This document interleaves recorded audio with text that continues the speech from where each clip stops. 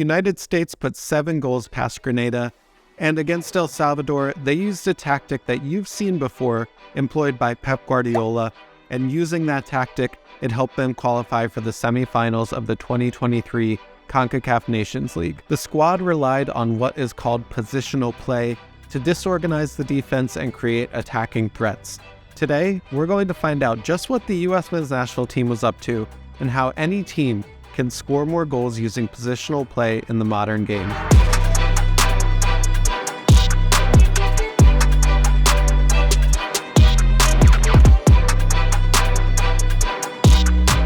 What is up, everyone? My name is Jake and I am a UEFA licensed coach, and on this channel we love to break down players, coaching strategies, and match tactics. Today we are getting technical, but don't worry, by the end of this video you will be able to walk away and understand what positional play is and how it leads to attacks in the 4-3-3. Can we get 500 likes on this video? I mean, at least like the video for the best gender reveal of all time by Matt Turner. 7 goals in Grenada was the most goals the United States has ever scored away from home in CONCACAF, and they did so by playing with freedom and confidence. Let's first define positional play so we can understand how this led to US domination. Think of the pitch as divided into specific zones. Primarily, the US uses a 4-3-3 formation with 4 defenders, 3 midfielders, and 3 forwards. If you start slicing the pitch into horizontal and vertical areas, you'll find that the 4-3-3 provides a balanced approach where at least 2 players occupy each vertical zone and at least 3 in each horizontal zone. That's actually one of the reasons why the 4-3-3 is so popular in the first place. The balance that it provides any team and the ability to adapt it to many different styles. Within this balance might come simplicity, and for defenses, simplicity means that the responsibility of who to mark and what to do is pretty easy and straightforward. One way a team can put attacking pressure on the opposing defense is to make those marking decisions for the defense more difficult. Positional play allows players to move in and out of their defined zones, essentially allowing freedom for players to take up different positions throughout the match. Really, at its base level, positional play means allowing players to play different positions throughout the match. For the United States, that might mean that Pulisic, starting on the left wing, might choose to drift inside and pick up the ball in the midfield, but this also means that Joe Scally or Gio Reyna may have to drift wide left into Pulisic's original position. In those moments are when the defenders can make mistakes in responsibility and the attacking team can take advantage. And those advantages in positional play is all about generating superiority on the field, whether that is numerical, where you have more attackers than defenders, qualitative, where you've maybe isolated a good attacker versus a bad defender, or positional, where you've gotten in behind the defensive lines of pressure. Positional play is not new, but it does require chemistry between the 11 players on the pitch. It was started by Johan Cruyff in the Dutch total football era and perfected right now in the Pep Guardiola Manchester City system. For club teams that get to train this every day, their movements will be drilled and practiced to the point where each player understands the very specific cues during moments of the match. But for the national team that only gets a few weeks a year to train together, the basics will have to suffice. This was actually one of the biggest knocks against Greg Berhalter, the past US men's national team manager. When you watched his teams and you felt that they were too robotic in their decision-making or scripted in what was happening throughout the match, Greg was actually trying to coach a positional play system for a national team that didn't get together very often throughout the year.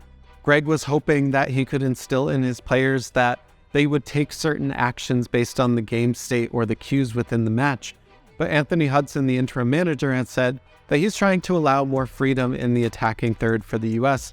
And essentially with positional play, that means that they don't need to remember those cues or game states to take their decision-making power. And we did see this play out in their Nations League games against Grenada and El Salvador, with their freedom of movement in that attacking third. Now let's look at some examples of the goals and chances that we created against these two teams. On the Aronson goal against Grenada, Joe Scally is starting in the left wing position. Pulisic is where a central midfielder would be, and Pepe is occupying the 2 center backs, while Aronson takes position as a center forward next to Ricardo Pepi. Look at the space that Aronson is allowed to take up, because the defense has made a series of difficult decisions and left a man open in the box.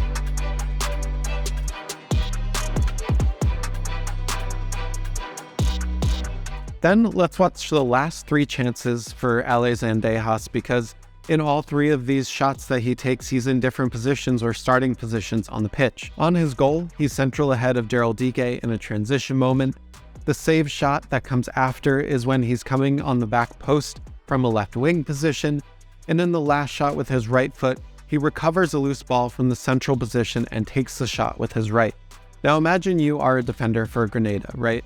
Throughout the game, a skillful attacker that can shoot with both feet has now come at you centrally from the striker position and back post on the left wing. It will be incredibly difficult to defend this player throughout the rest of the match because you're unsure of where the player is coming from and if you need to mark a different player that's taking up his original position. The first half against El Salvador was quite sloppy, but really that was down to the player's first touch and their errant passing. It wasn't necessarily to do with the positional play. Now in the second half, immediately, you could tell that some of the direction from Anthony Hudson was for Gio Reyna to drift more into those left positions to give Pulisic a little bit more freedom to take up different positions on the pitch. At the start of the second half against El Salvador, Gio Reyna is starting in the central attacking midfielder position. He drops deep to receive the ball where the left back should be. He continues on the run into the position that Pulisic usually maintains, and it was obvious from here that Gio Reyna moving into those left positions were making a huge impact right away for the US attack. And finally, on Pepe's goal against El Salvador, Brendan Aronson takes space directly in front of Ricardo Pepe and draws the defender out of the passing lane, which leaves it wide open for Weston McKennie to make an excellent pass into the lane and Ricardo Pepe to make the run in behind. We also have to give credit to Ricardo Pepe here for this ice-cold finish. My God, man, it's great to see that from a young attacker number 9 for the US. Positional play is all about the movement of the 11 players on the pitch, making sure that you're taking up dangerous spaces and allowing lanes to open. If you've enjoyed this analysis, please make sure to subscribe to the channel because that lets me know that these breakdowns are videos that you want to see more of. And if you want to learn more about tactics, formations, or any type of attacking or defensive styles, make sure to check out my new book, The Beautiful Game Decoded. It is out today. The link is down below in the description and the top pinned comment. The book is there to make sure that it helps you get more enjoyment and more joy out of watching the beautiful game. Thank you so much for watching. I appreciate it. I'll see you next time on It's Called Soccer. Peace.